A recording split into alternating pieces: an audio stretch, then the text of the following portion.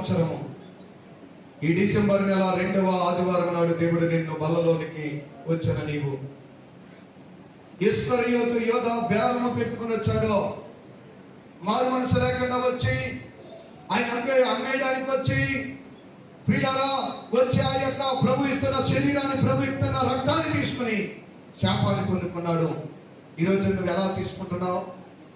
ఏ మనసుతో, ఏ ఆలోచనతో, ఏ ఉద్దేశంతో, ఏ నీ హృదయం శరీర సంబంధమైన ఆశల కోరికలు చనిపోయా, లేక ఇంకా అటువంటి ఆలోచనతోనే బలలో పాల్పంచుకుంటున్నావేమో.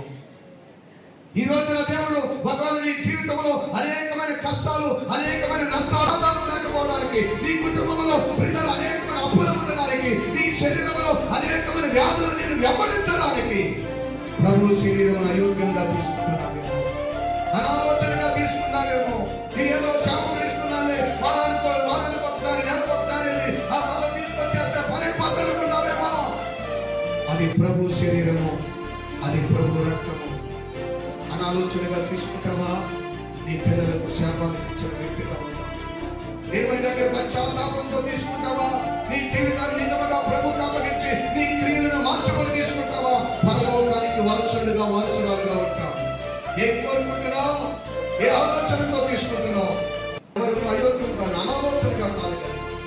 ప్రభా నీ కొరకు సమర్పణ కలిగిన బిడ్డలుగా, అయ్యా నీ కొరకు నాయన నమ్మకమైన బిడ్డలుగా, మోషే వల్ల నీళ్ళంతలో నమ్మకమైన సాక్షిగా బ్రతుకున్నట్టుగా నీ బలలో పాల్పంచుకునే వాటిని దయచేసి.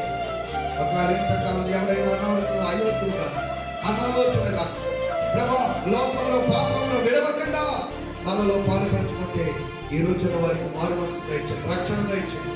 ఈ రోజు నుంచి ప్రభా ఈ మాటలు వింటున్నా కానీ వారి జీవితాలు మార్చుకుని నేను నా కొరకు కాదు, నా ప్రభు కొరకు బ్రతికితే నా పిల్లలకు, నా కుటుంబానికి అది ఆశీర్వాదము. ఒకవేళ నా కుటుంబంలో ఈ శాపము, నా ఒంటిలో ఈ అనారోగ్యం ఉండడానికి కారణము నేనేమో. అనాలోచనగా తీసుకోవడం బట్టి నేను అయిపోయానేమో.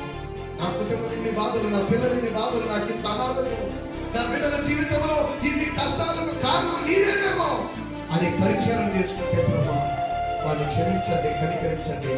ఈ రోజు నుంచి వారికి వారి మనసు రక్షణ దయచేయండి. నీ రాకడకు సిద్ధపరచమని యేసు నామమున అడుగుచున్నాను తండ్రి. ఆమేన్.